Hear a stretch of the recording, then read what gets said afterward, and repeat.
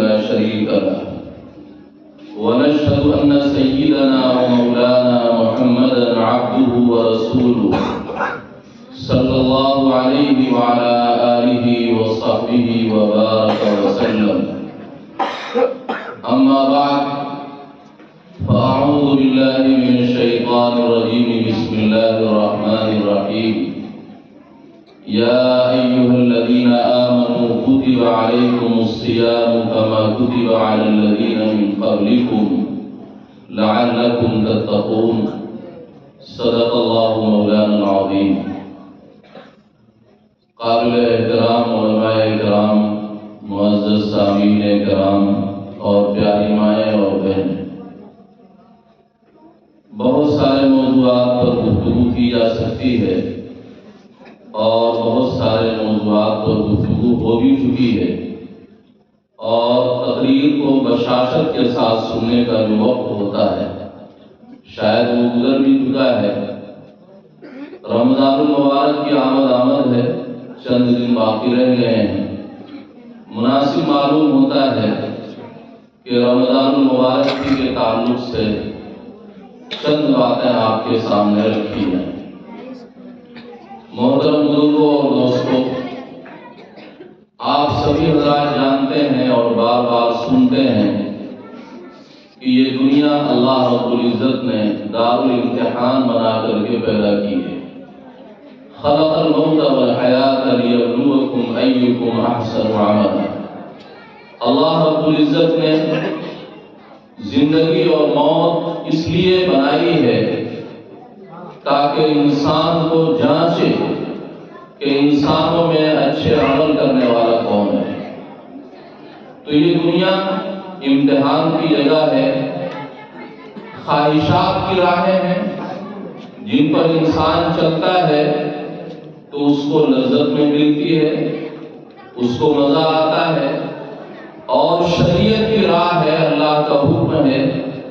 انسان جب اس پر چلتا ہے تو اس پر مجاہدہ اور قربانی دینی پڑتی ہے.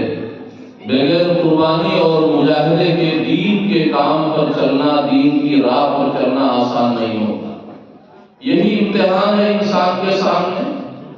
یا تو شریعت کے راستے پر چل لے، اللہ کی کتاب کے راستے پر چل لے، پیغمبر صلی اللہ علیہ وسلم کی سنت کے مطابق زندگی گزارے. اگر اس طرح وہ زندگی گزارے گا تو اسے ناگواریوں کا سامنا کرنا پڑے گا. اپنے نفس سے بار بار لڑائی لڑنی پڑے گی. اور دوسری راہ نفس کی ہے جو لذت کی راہ ہے. انسان اگر نفس کے تقاضوں کو کچل دے گا اور اللہ کے راہ پر چلے گا تو وہ انعام کا مستحق ہوگا. اور اگر وہ شریعت کو نظر انداز کر دے گا اور نفس کے راستے پر چلے گا تو وہ اللہ کے ہاں ناکام ہو جائے گا. اللہ رب العزت نے آخرت میں ناکامی اور کامیابی کا معیار یہ رکھا ہے. آخرت میں جس آدمی کی نیکیاں زیادہ ہو جائیں گی وہ آدمی کامیاب ہو جائے گا. وَأَمَّا مَنْ ثَقُلَتْ مَوَازِينُهُ فَهُوَ فِي عِيشَةٍ رَاضِيَةٍ. جس آدمی کی نیکیوں کی ترازو، نیکیوں کا پلڑا جھک جائے گا، اللہ رب العزت نے کہا وہ بہترین اور خوشگوار زندگی کے اندر ہوگا. وَأَمَّا مَنْ خَفَّتْ مَوَازِينُهُ. اور جس کی نیکیوں کا پلڑا ہلکا پڑ جائے گا اور اس کے مقابلے میں برائیوں کا پلڑا بھاری پڑ جائے گا، اللہ رب العزت نے کہا کہ ایسے آدمی کا ٹھکانہ حاویہ ہے، جہنم کا گڑھا ہے جہاں تپتی ہوئی آگ ہے. اب ہمارے اور آپ کے سامنے معاملہ یہ ہے کہ اگر ہم نیکیاں اپنی بڑھائیں تو کامیاب ہو جائیں گے، اور اگر برائیاں ہماری زیادہ ہوں تو ہم ناکام ہو جائیں گے. اب انسان کے سامنے نیکی مجاہدے سے وجود میں آتی ہے، قربانی سے وجود میں آتی ہے. نماز پڑھنے کے لیے جتن کرنا پڑتا ہے، روزہ رکھنے کے لیے پریشانی اٹھانی پڑتی ہے.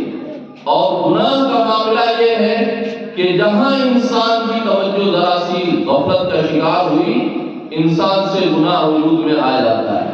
آدمی چوکا نہیں اور گناہ وجود میں آ گیا. تو گناہ بڑی آسانی سے وجود میں آ جاتا ہے اور نیکی قربانی کے ساتھ وجود میں آتی ہے۔ اگر دیکھا جائے تو انسان آسانی سے کامیاب نہیں ہو سکتا، ناکامی کی طرف زیادہ انسان جانے والے ہیں۔ لیکن اللہ رب العزت نے ہمارے اور آپ کے ساتھ کرم کا یہ معاملہ کیا کہ اللہ نے اگر کوئی ایک برائی کرتا ہے تو وہ ایک ہی لکھی جاتی ہے۔ آدمی نے ایک بار زنا کیا تو ایک ہی بار زنا کرنا لکھا جائے، ایک بار شراب کیا تو ایک ہی بار شراب پینا لکھا جائے، ایک بار نماز چھوڑی تو ایک ہی بار نماز چھوڑنا لکھا جائے گا۔ لیکن اس کے مقابلے میں اللہ نے بندوں کے ساتھ کرم کرتے ہوئے، بندوں کے ساتھ رحم کرتے ہوئے یہ معاملہ فرمایا کہ انسان ایک نیکی کرتا ہے تو کم از کم اللہ رب العزت اس پر 10 گنا اجر دیتا ہے۔ یضاعف الحسنۃ بعشر امثالها الى 700 ضعف، کہ اللہ رب العزت انسان کی نیکیوں کو 10 گنا سے لے کر کے 700 گنا تک بڑھا دیتا ہے۔ اللہ رب العزت نے اس کو مثال سے سمجھایا ہے۔ آدمی یہ کہہ سکتا ہے کہ جب نیکی ایک کی، نماز ایک پڑھی تو 10 گنا اور 7 گنا کیسے لکھی جائے گی، 700 گنا کیسے لکھی جائے گی؟ اللہ رب العزت نے قرآن کریم میں ایک مثال سے اس کو سمجھایا کہ ہم یہ دنیا میں کر کے تمہیں دکھا رہے ہیں۔ کمثل حبۃ انبتت 7 سنابل فی کل سنبلۃ 100 حبۃ واللہ یضاعف لمن یشاء۔ اللہ نے کہا کہ کسان ایک دانہ کھیت میں ڈالتا ہے، اس دانے سے ایک کوپل نکلتی ہے اور اس کوپل کی جڑ سے اور بھی 6 کوپلیں نکلتی ہیں اور ان میں بالیاں نکلتی ہیں۔ ہر بالی میں اللہ 100 دانے رکھتا ہے۔ تو ایک دانے کو اللہ رب العزت 700 دانہ بنا کر کے اس طرح پیش کر دیا کرتا ہے۔ اسی طرح انسان اس دنیا کے اندر اگر اخلاص کے ساتھ نیکی کرے گا تو بندے کے ساتھ اللہ کا یہ کرم ہوگا، بندے کے ساتھ اللہ کی یہ مہربانی ہوگی کہ اللہ رب العزت اس کے گناہ کو تو ہٹائے گا، لیکن ایک نیکی کم سے کم 10 لکھی جائے گی، اور اگر اخلاص زیادہ ہے تو یہ 700 گنا لکھی جا سکتی ہے۔ اور اللہ نے کہا اللہ اس کے لیے چاہتا ہے بے حساب بڑھا دیتا ہے۔ تو یہ اللہ نے نظام رکھا ہے ہم پر اور آپ پر کرم کرتے ہوئے، تاکہ اس کے بندے ذرا سا قربانی اگر دے دیں تو ان کے لیے نجات کی راہ آسان ہو جائے۔ اور اللہ رب العزت نے کچھ اوقات ایسے رکھے ہیں کہ جسے نیکیوں کا موسم بہار کہا جانا چاہیے۔ عام دنوں میں اللہ نے یہ دستور رکھا ہے، کوئی 5 وقت کی نماز اگر ادا کرتا ہے تو اللہ اسے 50 نمازوں کا ثواب دیتا ہے۔ لیکن کچھ خاص اوقات اللہ نے ایسے رکھے ہیں جو نیکیوں کا موسم بہار ہے، کہ انسان اگر ذرا سا اس کے اندر توجہ دے دے، ذرا سا ہمت کی کمر کس لے، ذرا سا اپنے آپ کو مجاہدے کے لیے تیار کر لے تو تھوڑی سی محنت کرے گا اور بے حساب اجر پائے گا۔ اللہ رب العزت نے انہی مبارک لمحوں میں سے ایک لمحہ اللہ المبارک کا ہے کہ تھوڑی قربانی پر زیادہ اجر ملتا ہے۔ اس کو آپ مثال سے اس طرح سمجھیں، آپ اگر سائیکل سے سفر کریں، پیدل سفر کریں تو آپ زیادہ محنت کرتے ہیں، زیادہ وقت لگاتے ہیں اور سفر کم طے ہوتا ہے۔ اور اگر آپ کوئی 4 پہیے کی گاڑی سے سفر کرتے ہیں تو آپ کو پریشانی کم ہوتی ہے، وقت کم لگتا ہے اور زیادہ راستہ آپ طے کر لیتے ہیں۔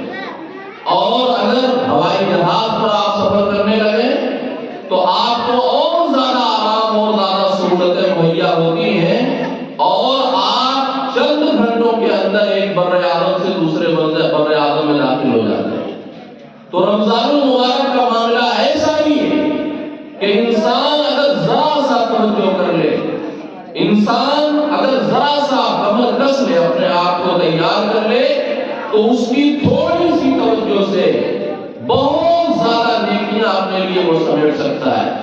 چنانچہ مشہور حدیث سے فضائل اعمال میں آپ سنتے ہیں جناب نبی کریم صلی اللہ علیہ وسلم نے ارشاد فرمایا من تقرب فی بخصلۃ من الخیر کان کمن ادى فریضۃ فیما سواہ ومن ادى فی فریضۃ کان کمن ادى 70 فریضۃ فیما سواہ کہ رمضان المبارک میں کوئی اگر نفلی عبادت کرتا ہے تو اللہ کے ہاں وہ یہ درجہ قبولیت کا پاتی ہے کہ عام دنوں میں فرض کی ادائیگی کے اوپر جو اجر ملتا تھا وہ نفل کی ادائیگی پر رمضان المبارک میں دیا جاتا ہے، اور فرض کی ادائیگی پر جو عام دنوں میں ثواب ملتا تھا ایک فرض ادا کرنے پر اللہ رب العزت 70 فرضوں کا ثواب دیتا ہے۔ یعنی آپ اس کو اس طرح سمجھ لیں کہ عام دنوں کے اندر آپ 5 نماز پڑھتے تھے اور آپ کو 50 نمازوں کا ثواب ملتا تھا، تو رمضان المبارک میں ایک فریضہ ادا کرنے پر آپ کو 70 فریضے کا ثواب ملتا ہے۔ اور اسی کے ساتھ ساتھ اللہ رب العزت نے رمضان المبارک میں ایک رات رکھی ہے جس پر پوری ایک سورت کی نازل ہوئی ہے، سورہ قدر کہا جاتا ہے۔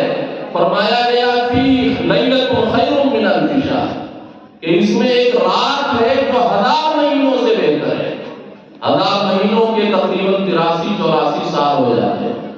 اس ایک رات کو اگر قدر کر لی جائے، تہجد سے تراویح سے آباد کر دیا جائے اس رات کو، تو تنہا اس رات میں انسان اپنے لیے اتنا خیر کا ذخیرہ جمع کر سکتا ہے کہ عام دنوں میں اگر 84 سال لگاتار راتوں کو آباد کرے تو وہ ذخیرہ نہیں جمع کر سکتا۔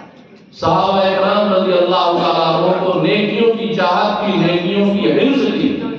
انہوں نے سنا کہ پہلی امتوں میں ایسے لوگ ہوا کرتے تھے جن کی عمریں بہت زیادہ ہوا کرتی تھی، وہ 400-500 سال زندہ رہا کرتے تھے اور لمبی لمبی عبادتیں کیا کرتے تھے۔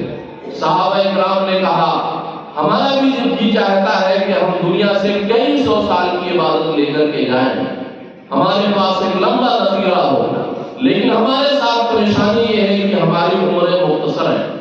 طلب چونکہ سچی تھی، جذبہ چونکہ صادق تھا، اللہ رب العزت نے اس جذبے کی قدر فرمائی اور صحابہ کے شوق کو دیکھتے ہوئے یہ فرمایا کہ جو رمضان المبارک کی شب قدر والی رات پالے گا تو اسے ایک ہی رات میں 84 سال 1000 مہینوں کے بقدر اجر دیا جائے۔ آپ سوچیں، آدمی اگر طویل عمر پا لیتا ہے، 60-70 سال کی زندگی پا لیتا ہے اور رمضان المبارک کو اہتمام کے ساتھ گزارنے کا کی وہ فکر کرتا ہے، تراویح پڑھتا ہے، تہجد پڑھتا ہے، ذکر و اذکار سے راتوں کو آباد کرتا ہے، تو انسان تو دنیا سے 60-70 سال کی عبادت لے کر جائے گا، لیکن اللہ کے یہاں جب حاضر ہوگا تو کئی 100 سالوں کی عبادت کا ذخیرہ ہمارے اور آپ کے پاس موجود ہوگا۔ اور یہی نہیں ہے، جہاں رمضان المبارک میں نیکیوں کا بھاؤ رکھا گیا ہے، وہیں اللہ نے ایک اور کرم فرمایا ہے کہ نیکیاں کرنے میں، یہ نیکیاں تراویح ہو، تہجد ہو یا اسی طریقے سے رمضان کا روزہ ہو، اللہ رب العزت نے فرمایا کہ اس کے ذریعے جہاں ہم آپ کو نیکیاں دیتے ہیں، آپ کے چھوٹے چھوٹے گناہوں کو بھی معاف کر دیتے ہیں۔ چنانچہ جناب نبی کریم صلی اللہ علیہ وسلم نے فرمایا، آپ صلی اللہ علیہ وسلم نے ارشاد فرمایا من قام رمضان ایمانا واحتسابا غفر له ما تقدم من ذنبه ومن صام رمضان ایمانا واحتسابا غفر له ما تقدم من ذنبه ومن قام ليلة القدر ایمانا واحتسابا غفر له ما تقدم من ذنبه، جو آدمی رمضان المبارک کے روزے کو ایمان کے ساتھ اور اللہ سے ثواب کی امید رکھتے ہوئے پورا کر لیتا ہے، تو اللہ رب العزت نے ارشاد فرمایا کہ اللہ اس روزوں کی برکت سے، ان روزوں کی برکت سے اس کی عمر کے سارے چھوٹے چھوٹے گناہ معاف کر دیا جاتا ہے۔ میرے بھائی، اس سے بڑی اور مہربانی کیا ہوگی کہ آپ کی ایک نیکی پر اللہ 84 سال کی عبادت اور شب قدر میں لکھ رہا ہے، ایک فریضے کو 70 فرض کے برابر قرار دے رہا ہے، اور رمضان المبارک کے روزوں کی برکت سے آپ کے چھوٹے چھوٹے گناہ بھی معاف کر رہا ہے۔ اور اسی طرح فرمایا من قام رمضان ایمانا واحتسابا غفر له ما تقدم من ذنبه، جو آدمی رمضان المبارک کی راتوں کو نمازوں میں اللہ کے سامنے کھڑے ہو کر کے گزارتا ہے، قرآن مجید کی تلاوت سنتا ہے، فرمایا اس کے چھوٹے چھوٹے گناہ معاف کر دیے جاتے ہیں۔ ایسے جو بندہ شب قدر کو ایمان کے ساتھ اور اللہ سے ثواب کی امید کے ساتھ عبادت کے اندر گزارتا ہے تو اللہ چھوٹے چھوٹے گناہوں کو معاف کر دیتا ہے۔ رمضان المبارک کی قدر سے ہم واقف نہیں ہیں، روزوں کی کیا عظمت ہے ہم اس سے واقف نہیں ہیں، تراویح کی کیا اہمیت ہے ہم اس سے واقف نہیں ہیں۔ عام طور پر مسجدوں میں دیکھا جاتا ہے کہ بوڑھے لوگ بیچارے صفوں کو آباد کیے رہتے ہیں، وہی امام کے پیچھے کھڑے ہوتے ہیں، اور نوجوان طبقہ جو ہوتا ہے وہ مسجدوں سے غائب ہوتا ہے۔ وہ لوگ یہ نہیں سمجھتے کہ روزے کے موسم میں غفلت کر کے وہ اپنا کتنا بڑا نقصان کر رہے ہیں۔ جناب نبی کریم صلی اللہ علیہ وسلم نے ارشاد فرمایا، ایک صحابی نے کہا اللہ کے رسول کوئی ایسا عمل بتا دیں جس سے میں چمٹ جاؤں، وہ عمل بہت کیا کروں۔ جناب نبی کریم صلی اللہ علیہ وسلم نے فرمایا علیک بالصوم فإنہ لیس لہ نظیر، تم روزے کو لازم پکڑ لو، روزہ رکھنے کا اہتمام کیا کرو۔ روزہ ایک ایسی عبادت ہے جس کی کوئی مثال نہیں۔ انسان کو اللہ کا تعلق عطا کرنے میں، تقوی عطا کرنے میں، محبت عطا کرنے میں، جذبہ اطاعت عطا کرنے میں روزے کا جو اثر ہے وہ عام عبادتوں کا نہیں ہے۔ جس طرح اللہ نے مختلف پھل پیدا کیے ہیں، ان کا اپنا اپنا ذائقہ ہے، اپنا اپنا اثر ہے، اور ہمارے بدن کو ان ذائقوں کی ضرورت ہے، اور ہمارے بدن کو ان کے فائدوں کی بھی ضرورت ہے۔ سیب اپنی جگہ پر مفید ہے لیکن امرود والا کام نہیں کر سکتا، امرود اپنی جگہ پر مفید ہے لیکن پپیتے والا کام نہیں کر سکتا۔ ایسے نماز اپنی جگہ پر مفید ہے لیکن روزے سے جو آپ کو ترقی حاصل ہوگی وہ نمازوں سے نہیں ہو سکتی، اور نماز سے جو آپ کو آپ کی شخصیت کی، آپ کے ایمان کی ترقی ہوگی وہ آپ کو روزوں سے نہیں ملے گی۔ تو فرمایا روزے کی قدر کر لو، روزے کو لازم پکڑ لو، فَإِنَّهُ لَيْسَ لَهُ نَظِيرٌ، اس کی مثال نہیں۔ اور ایک موقع پر اور جناب نبی کریم صلی اللہ علیہ وسلم نے ارشاد فرمایا، آپ صلی اللہ علیہ وسلم نے کہا جس نے رمضان المبارک کا ایک روزہ چھوڑا، نہ تو کوئی عذر تھا جیسے کہ عورتوں کو عذر آ جاتا ہے، اور نہ کوئی رخصت تھی، مسافر نہیں تھا، مریض نہیں تھا، یوں ہی چھوڑ دیا، روزہ پور ہو گیا، روزہ چھوڑ دیا، روزے کی اہمیت نہیں ہے۔ جناب نبی کریم صلی اللہ علیہ وسلم نے فرمایا لم یقضی عنہ صوم الدہر، اب اگر ساری زندگی بھی روزہ رکھتا رہے، ساری عمر بھی روزہ رکھتا رہے، تو ایک روزہ چھوڑنے کی وجہ سے جو اسے نقصان ہوا ہے ساری عمر کا روزہ اس نقصان کی تلافی نہیں کر سکے گا۔ تو میرے محترم بزرگوں دوستوں، یہ نیکیوں کا موسم بہار ہے، آپ ذرا سا توجہ کر لیں گے تو آپ اپنے لیے بڑا خیر اکٹھا کر لیں گے، اور اگر آپ غفلت کے ساتھ گزار دیں گے تو آپ اپنے آپ کو بڑے خیر سے محروم کر دیں گے۔ جناب نبی کریم صلی اللہ علیہ وسلم نے ارشاد فرمایا من حرم خیرها فقد حرم، رمضان المبارک کی اس مبارک رات اور رمضان المبارک کے خیر سے جو آدمی محروم ہو گیا، حقیقت میں وہ محروم کہلائے جانے کا مستحق ہے۔ آپ سوچیں، آسمان سے بارش ہو، موسلا دھار بارش ہو، زمین میں سیلاب کی کیفیت ہو گئی ہو، اور آپ اپنے برتن کو اس میں الٹا کر کے رکھ لیں، آپ بھی بتائیں اس برتن میں کوئی پانی کا قطرہ آئے گا جس سے آپ کی پیاس بجھ سکے؟ ایسے رمضان المبارک کے موقع پر اللہ کی طرف سے رحمتوں کی بارش ہوتی ہے، اللہ کی طرف سے نیکیوں کا بھاؤ بڑھایا جاتا ہے، اعمال کی سیل لگائی جاتی ہے، تھوڑا کرو اور زیادہ پاؤ۔ لیکن اس رحمت کی بارش میں ملتا انہیں کو ہے جنہوں نے دامن طلب اللہ کے سامنے پھیلایا ہوا ہے، جنہوں نے مسجد میں اپنے آپ کو حاضر کیا ہوا ہے، جنہوں نے نمازوں میں اپنے آپ کو حاضر کیا ہوا ہے، جنہوں نے روزوں کی مشقتوں کو برداشت کیا ہوا ہے۔ آپ نے حدیثیں بار بار سنی ہے، جناب نبی کریم صلی اللہ علیہ وسلم نے ارشاد فرمایا کہ وہ روزے دار کے منہ کی بو جو بھوک کی وجہ سے آتی ہے اور انسان کے لیے ناگواری کا سبب بنتی ہے، آدمی بولتا ہے تو دوسرے والے کو برا لگتا ہے، اللہ رب العزت اللہ کے رسول صلی اللہ علیہ وسلم نے فرمایا یہ بو چونکہ روزے کی وجہ سے پیدا ہوئی ہے اور یہ روزہ اللہ کی محبت میں رکھا گیا ہے، تو اللہ کے ہاں مشک کی خوشبو سے زیادہ یہ عزیز اور مشک کی خوشبو سے زیادہ یہ پیاری ہے۔ اور حدیث پاک میں آپ نے سنا کہ جنت میں مختلف دروازے 8 دروازے رکھے گئے ہیں اور بڑے لمبے چوڑے دروازے ہیں۔ جناب نبی کریم صلی اللہ علیہ وسلم نے فرمایا ایک دروازہ ایسا ہے جو روزے داروں کے استقبال کے لیے رکھا گیا ہے، جس کو باب الریان کہا جاتا ہے۔ ریان کے معنی آتے ہیں پیاس کو بجھانے والا۔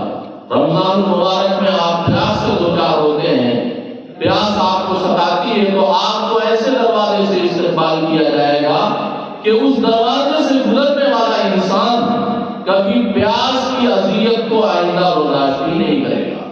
تو میرے بھائیوں، رمضان المبارک کی ہمیں قدر کرنی ہے۔ یہ دیکھ کر کے بے حد افسوس ہوتا ہے کہ 3 دن 4 دن مسجدوں میں بڑی رونق رہتی ہے اور امام کے لیے بھیڑ کی وجہ سے، بچوں کے شور کی وجہ سے نماز میں قرآن پڑھنا بھی مشکل ہوتا ہے۔ اس کے بعد یہ شوقیہ بھیڑ ختم ہو جاتی ہے، سب اپنے اپنے کام میں لگ جاتے ہیں، پھر ختم کا انتظار کیا جاتا ہے اور پھر ایک دن کے لیے بھیڑ چلی جاتی ہے۔ یہ رویہ اچھا رویہ نہیں ہے۔ آپ اپنی جوانی کو، آپ اپنی طاقت کے زمانے کو اس کی قدر کریں۔ صحابہ اکرام کو نیکیوں کی قدر معلوم تھی، ان میں بہت سارے ایسے لوگ تھے جو جفاکش کے مزدور تھے، جن میں مزدوری کیا کرتے تھے، اور دن میں جب آدمی محنت مزدوری کرے گا، بدن اس کا ٹوٹا ہوا ہوگا، تھکا ہوا ہوگا، تو روزہ کھولنے کے بعد بس پڑ جانے کا جی چاہے گا، آرام کا تقاضا ہوگا۔ لیکن انہیں رمضان المبارک میں جو قیام کیا جاتا ہے، جو تراویح پڑھی جاتی ہے، اس کی اہمیت کا پتہ تھا۔ ان میں بعض ایسے تھے جو نیند سے پریشان رہا کرتے تھے، مگر بغل میں اپنے ڈنڈا لگا کر کے اس کے سہارے سے کھڑے ہوتے تھے اور نفل نمازیں، تراویح کی نمازیں وہ پوری کیا کرتے تھے۔ ایک وہ شوقین لوگ تھے، ایک وہ جذبہ اور حوصلہ رکھنے والے لوگ تھے جن کے شوق میں آپ کو شب قدر کی فضیلت ملی۔ ایک رات کی نماز اور ایک رات کی عبادت ہزار مہینوں سے بہتر قرار پائی، جو اس فضیلت کو حاصل کرنے کے لیے یہ قربانیاں کیا کرتے تھے۔ آج اللہ نے ہمیں کھانے پینے کو دیا ہوا ہے، وسائل عطا کیے ہوئے ہیں، لیکن نفس چونکہ بگڑا ہوا ہے اور شیطان کا ہمارے اوپر غلبہ ہو گیا ہے، نیکیوں کا مزاج نہیں بنا ہوا ہے، روزے کی اہمیت کا پتہ نہیں ہے، اس لیے ہم اپنے آپ کو مسجد میں لانے کے لیے آمادہ نہیں کر پاتے۔ آپ جانتے ہیں، علماء سے آپ نے مسئلہ سنا ہوگا، ایک آدمی شریعت کی نظر میں روزہ چھوڑنا کس قدر سنگین جرم ہے۔ فرمایا ایک آدمی جس نے روزہ شروع کر دیا، سحری کھائی اور اس نیت سے کھائی کہ مجھے روزہ رکھنا ہے، اور بغیر کسی شرعی عذر کے وہ آدمی دن میں اپنا روزہ توڑ دیتا ہے، تو کفارے میں اس کو 60 روزے رکھنے پڑیں گے۔ کتنے روزے؟ 60 روزے رکھنے پڑیں گے، اور ایک روزہ مزید قضا کا بھی رکھنا پڑے گا۔ اس سے سمجھ سکتے ہیں کہ یہ عام معاملہ نہیں ہے، یہ روزے کا معاملہ بہت سنگین معاملہ ہے، اور تراویح کا بھی معاملہ بہت اہم معاملہ ہے۔ فضائل کو اگر دیکھتے ہیں تراویح کی تو ایسا لگتا ہے جیسے اس کا اور روزے کا معاملہ برابر ہی ہے، لیکن یہ اللہ کے رسول نے ہم پر کرم فرمایا، اللہ نے کرم فرمایا کہ تراویح کو ہم پر فرض نہیں کیا، ہم پر واجب نہیں کیا۔ تو میرے محترم بزرگوں، دوستو، رمضان المبارک کی گھڑیوں کی قدر کی جائے۔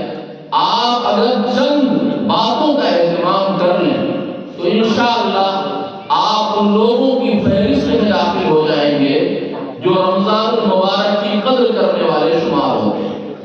ایک تو روزے کا آپ اہتمام کر لیں، کسی بھی حال میں آپ روزہ نہ چھوڑیں، سوائے یہ کہ آپ شرعی طور پر آپ کو رخصت مل جائے، آپ بیمار ہو جائیں، آپ سفر پر چلے جائیں یا اور کوئی عذر پیش آ جائے۔ اور اس کے ساتھ ساتھ آپ 5 وقت کی نمازوں کا بھی اہتمام کریں۔ رمضان المبارک میں جس طرح نیکیوں کے بھاؤ بڑھتے ہیں، اسی طرح نیکیوں سے محروم ہو جانے پر اللہ کا غصہ بھی بڑا ہوتا ہے۔ تو آپ فرض نمازوں کا بھی اہتمام کریں، اور اس کے ساتھ ساتھ جو فرض سے پہلے اور فرض کے بعد سنتیں ہیں، ان سنتوں کی ادائیگی کا اہتمام کر لیں، اور تراویح کا اہتمام کر لیں۔ ہر آدمی رمضان المبارک میں سحری کے لیے جاگتا ہی ہے، اس وقت میں چند رکعتیں پڑھ لینا یہ بڑے خیر کی بات ہے۔ حضرت عمر رضی اللہ تعالیٰ عنہ نے فرمایا کہ جس نماز سے تم سوتے رہتے ہو وہ اس تراویح کی نماز سے بھی بعد اعتبار سے بہتر ہے۔ چند رکعتیں آپ وہ بھی پڑھ لیں، اور فضول اور لایانی جو ہمارے اور آپ کے مشغلے ہیں، سوشل میڈیا میں ہم اور آپ مشغول ہیں، واٹس ایپ پہ مشغول ہیں، آپ اس مشغلے کو بہت زیادہ کم کریں۔ اگر آپ اس حکمت کے ساتھ روزہ گزاریں گے، خواتین ہیں، مائیں ہیں، بہنیں ہیں، جناب نبی کریم صلی اللہ علیہ وسلم نے رمضان المبارک میں لا الہ الا اللہ، کلمہ لا الہ الا اللہ کو کثرت سے زیادہ پڑھنے کی تلقین کی ہے، استغفار زیادہ سے زیادہ کرنے کی تلقین کی ہے۔ اور یہ ایسی چیزیں ہیں، ان کے لیے آپ کو بیٹھنا نہیں پڑتا، آپ چلتے پھرتے یہ کام کر سکتے ہیں۔ تو آپ تلاوت کا، استغفار کا، اور اسی طریقے سے کلمہ لا الہ الا اللہ کو بار بار پڑھنے کا اہتمام کریں۔ انشاءاللہ ہم ان لوگوں میں شامل ہوں گے جو رمضان المبارک کے خیر سے اور اس کی برکتوں سے بہرور ہوں گے، اور محروموں میں ہمارا اور آپ کا شمار نہیں ہوگا۔ جناب نبی کریم صلی اللہ علیہ وسلم کی وہ حدیث بھی آپ نے سنی ہوگی، آپ نے فرمایا کہ آمین، ممبر پر چڑھے فرمایا آمین، پھر ایک قدم رکھا پھر فرمایا آمین، پھر ایک قدم رکھا پھر فرمایا آمین۔ لوگوں نے کہا کہ آپ نے بار بار آمین کے الفاظ کی استعمال کیے، تو آپ نے فرمایا کہ جبریل امین حاضر ہوئے اور کچھ بد دعائیں کر رہے تھے، اور یہ فرما رہے تھے کہ آپ اس بد دعا پر آمین ہیں۔ آپ سوچیں، جناب نبی کریم صلی اللہ علیہ وسلم کو رحمت للعالمین بنا کر کے بھیجا گیا ہے، آپ ساری دنیا کے لیے رحمت بنا کر کے بھیجے گئے ہیں، آپ نے دشمنوں کو دعائیں دی ہیں، لیکن یہاں پر بد دعا پر آپ کو آمین کہلوایا جا رہا ہے۔ پوچھا بھائی وہ باتیں کیا ہیں جن پر آپ بد دعا جبریل امین نے کی اور آپ سے آمین کہلوائی گئی؟ فرمایا ان میں ایک بندہ وہ ہے جس پر رمضان المبارک کا مبارک مہینہ گزر جائے اور وہ اپنی مغفرت کے سامان نہ اکٹھا کر سکے، اللہ سے اپنی مغفرت نہ کرا سکے، اس طرح رمضان المبارک گزر جائے تو ایسا آدمی ہلاک و تباہ اور برباد ہو جائے۔ جناب نبی کریم صلی اللہ علیہ وسلم نے اس پر فرمایا آمین۔ آپ اس سے سمجھ سکتے ہیں کہ یہ اللہ کا کتنا بڑا عطیہ ہے رمضان المبارک، کہ جس کی ناقدری کرنے پر انسان کو نبی رحمت کی بد دعائیں لگتی ہیں اور اس پر بد دعائیں ہوتی ہیں۔ میں نے بتایا کہ کہنے کو بات بہت سی کی جا سکتی ہے اور کہی جا سکتی ہے، اور بہت سی مفید باتیں آپ کے سامنے آئیں، لیکن وقت کافی ہو چکا ہے، تو میں نے مختصر اوقات میں یہ مناسب سمجھا کہ رمضان المبارک کا موقع قریب ہے اور اس کے تعلق سے چند حدیث پاک آپ کے سامنے رکھوں۔ اللہ رب العزت کے میرے سننے سے زیادہ ہم کو اور آپ کو عمل کی توفیق عطا فرمائے۔ وآخر دعوانا الحمدللہ رب العالمین۔ پہلی مرتبہ آپ کے اس دیار میں حاضری ہوئی تھی، لوگوں سے کل ہی ہم آ گئے تھے، لوگوں سے ملاقاتیں ہوئی، ماشاءاللہ بہت اچھا لگا، لوگوں میں سادگی ہے، بڑا خلوص نظر آیا، بڑی محبت نظر آئی، بڑے اکرام سے لوگ ملے، عزیزم نوازش اور قاری اخلاق صاحب، انہی لوگوں کی وجہ سے آنا ہوا۔ اللہ رب العزت ان سب کو جزائے خیر عطا فرمائے، اور اسی طریقے سے